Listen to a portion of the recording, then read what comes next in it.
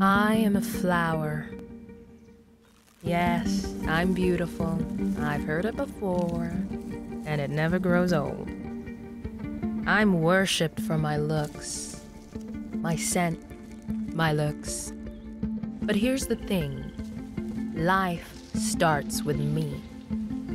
You see, I feed people. Every fruit comes from me.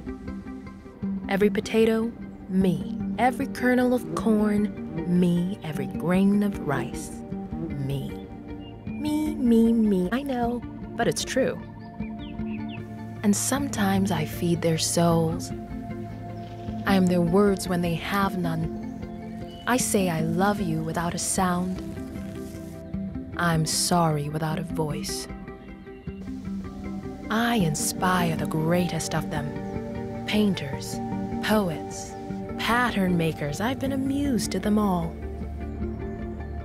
But in my experience, people underestimate the power of a pretty little flower. Because their life does start with me, and it could end without me.